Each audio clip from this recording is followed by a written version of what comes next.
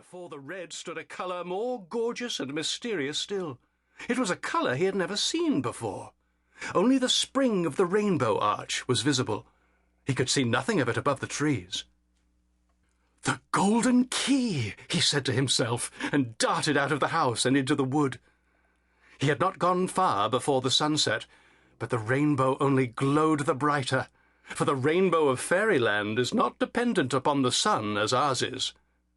The trees welcomed him, the bushes made way for him, the rainbow grew larger and brighter, and at length he found himself within 2 trees of it.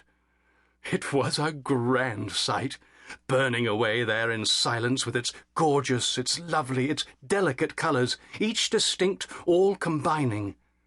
He could now see a great deal more of it. It rose high into the blue heavens, but bent so little that he could not tell how high the crown of the arch must reach. It was still only a small portion of a huge bow. He stood gazing at it till he forgot himself with delight, even forgot the key which he had come to seek. And as he stood, it grew more wonderful still.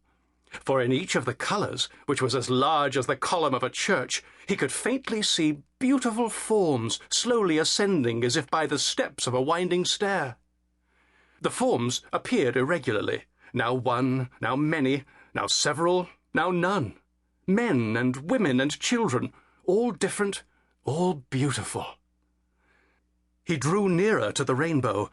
It vanished. He started back a step in dismay. It was there again, as beautiful as ever.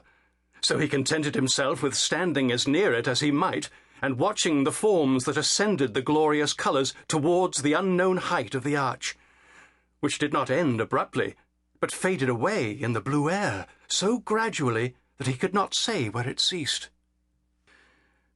When the thought of the golden key returned, the boy very wisely proceeded to mark out in his mind the space covered by the foundation of the rainbow, in order that he might know where to search, should the rainbow disappear. It was based chiefly upon a bed of moss. Meantime, it had grown quite dark in the wood. The rainbow alone was visible by its own light, but the moment the moon rose, the rainbow vanished. Nor could any change of place restore the vision to the boy's eyes. So he threw himself down on the mossy bed to wait till the sunlight would give him a chance of finding the key. There he fell fast asleep. When he woke in the morning, the sun was looking straight into his eyes. He turned away from it, and the same moment saw a brilliant little thing lying on the moss within a foot of his face. It was the golden key. The pipe of it was of plain gold, as bright as gold could be. The handle was curiously wrought and set with sapphires. In a terror of delight, he put out his hand and took it. He lay for a while, turning it over and over, and feeding his eyes upon its beauty. Then he jumped to his feet, remembering that the pretty thing was of no use to him yet. Where was the lock to which the key belonged? It must be somewhere, for how could anybody be so silly as to make a key for which there was no lock? Where should he go to look for it? He gazed about him, up into the air, down to the earth, but saw no keyhole in the clouds, in the grass, or in the trees. Just as he began to grow disconsolate, however, he saw something glimmering in the wood. It was a mere glimmer that he saw, but he took it for a glimmer of rainbow and went towards it. Not far from the house where the boy had lived, there was another house, the owner of which was a merchant, who was much away from home. He had lost his wife some years before, and had only a child, a little girl, whom he left to the charge of 2 servants, who were very idle and careless. So she was neglected and left untidy, and was sometimes ill-used besides. Now it is well known that the little creatures commonly called fairies, though there are many different kinds of fairies in fairyland, had an exceeding dislike to untidiness.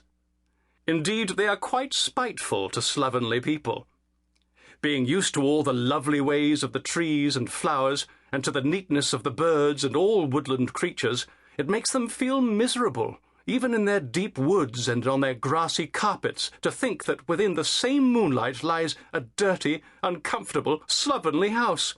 And this makes them angry with the people that live in it, and they would gladly drive them out of the world if they could.